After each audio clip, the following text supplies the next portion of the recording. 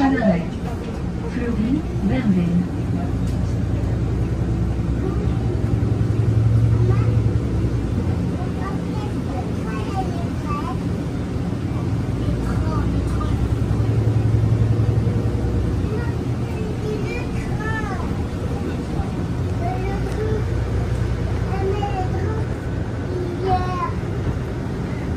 Prochain arrêt, Fleury, Dollars.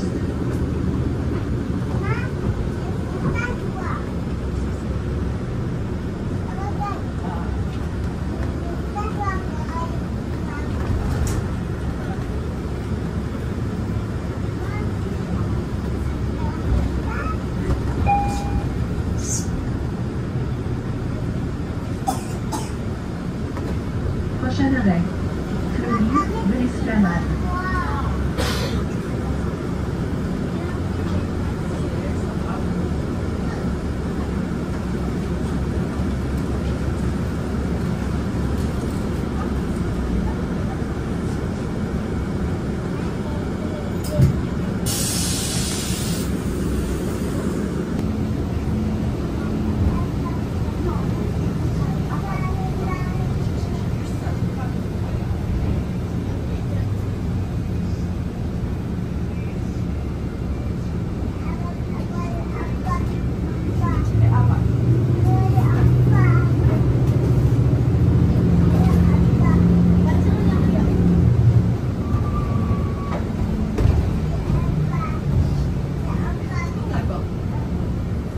Prochain arrêt, station Sauvé.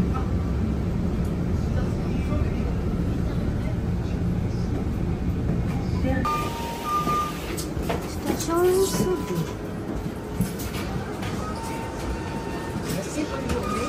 Thank you. Sauvé Metro.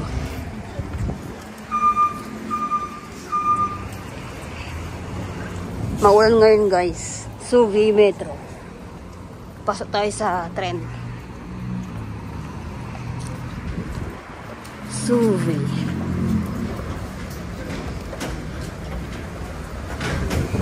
Daming tao.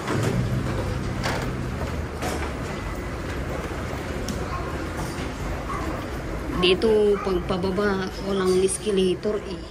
Yung paakyat lang mayroong escalator. Tapos, karamihan dito sa metro, yung ano, walang escalator yung pababa.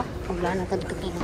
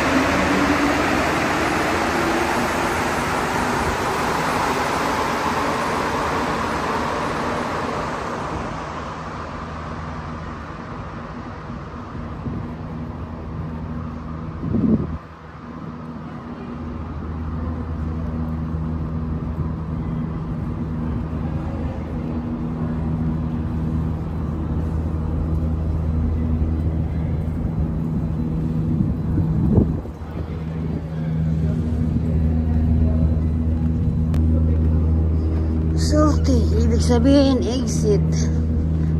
So, paakit tayo guys. Pa-exit na tayo. Try no. Exit na guys. So, pag mag-i-exit, hindi mo na kailangan itap yung card. Ayan, itulak mo lang to yan. Pwede na mag-exit. Exit dito sa Van Horney. Dito sa Plamondon.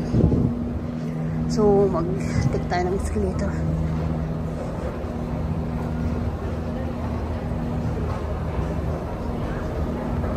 Taas ah. Taas oh.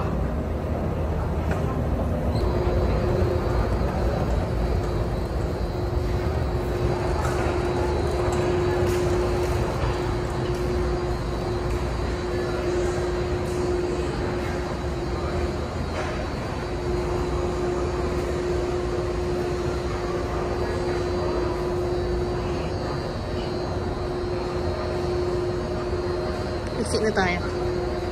Dito ako mag-isit sa kabila. Tapos, ayan. Tapos tatawid. Maambon ngayon guys. Kailangan kong tumawid dito sa kalsada.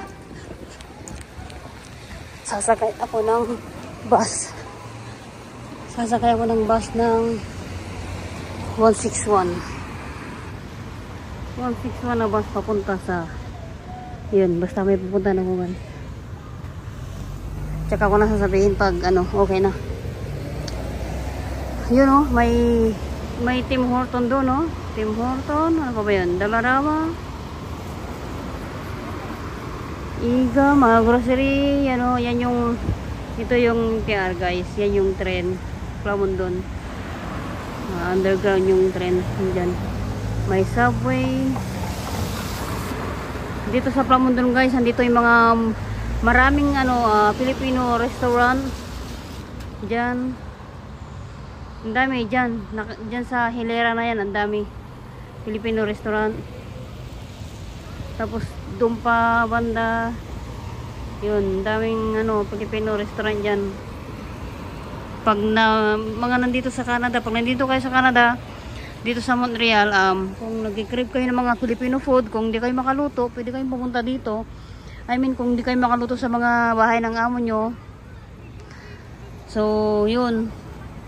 Lalo yung mga stay-in, pag hindi makaluto nga. So, nag-crave kayo, punta kayo dito sa Plamondon Station, Plamondon Metro Station. Yan. Pagka-exit nyo, ayun, dito na. Check nyo lang yung mga shop, andyan. Madaming Filipino, restaurant. Mura din naman, mura lang naman, parang afford din naman yun mga price. So tsaka masarap naman siya, tested and proven na. So hinihintay ko na lang yung bus. Maulan ngayon, alauna na, August 31, 2024, Sabado ngayon, day off. Ganito pala sa Canada, pag Sabado, Linggo yung day off mo, kahit tanghali ka na lumabas, okay lang.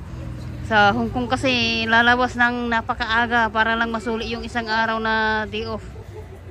Kasi babalik ka na kaagad, tapos mag-work ka pa sa mo doon eh.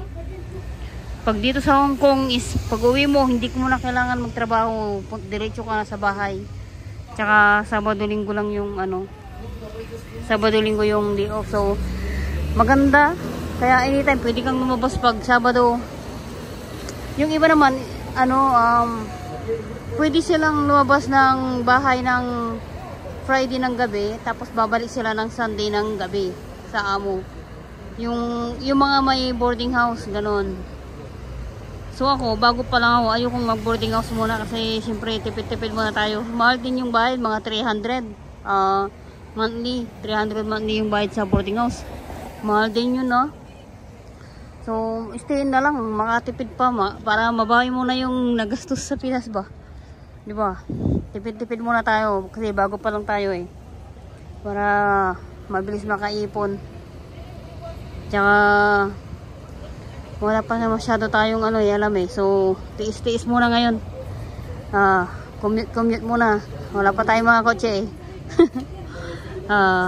Tingnan natin sa future kung magiging okay yung natin dito sa Canada. Sana maging okay ang lahat, no? Yung weather ngayon is 19 to 20 degrees. So okay lang naman. Minsan parang malamig, minsan medyo warm, hindi naman mainit, parang okay lang. So parang gusto ko yung weather dito pag ganito, summer pa. Hindi ko pa masabi pag winter eh. Sana makayanan ko pag winter, grabe.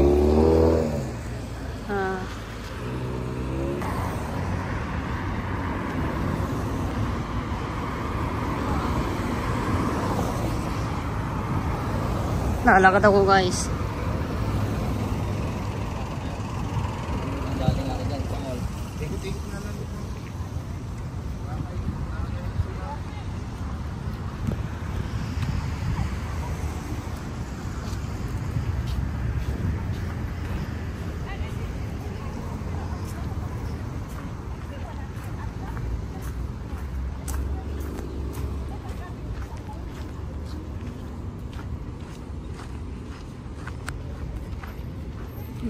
building dito.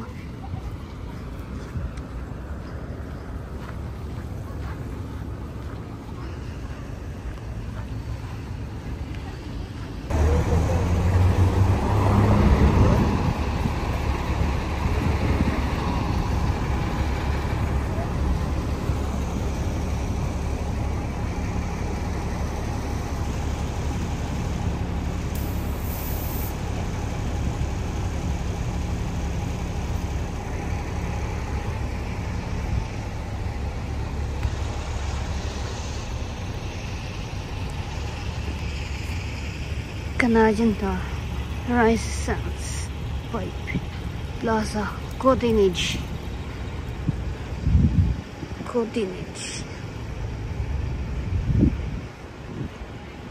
Diyan ako pupunta. Yan, yung building na yan. Diyan ako pupunta. Sa may 4th floor. Yan. Tapos ito naman is mall. May mga ano yan, mga damit. Restaurant, grocery. Yan, madaming mabibili dyan sa loob. So, itong mall na ito. Pero dito ako pupunta sa kabila. Sa kabilang building. So, hintayin ko lang yung mag sign ng walk para makatawid na. Dito ako pupunta. Yan.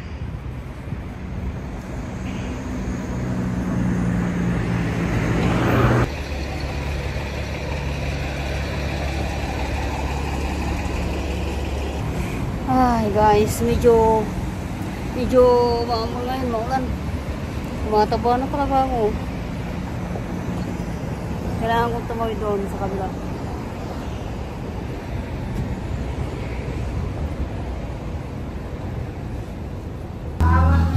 Lunch time guys. Palabok tsaka ano na yung tawag dito? Crispy pata. Crispy pata.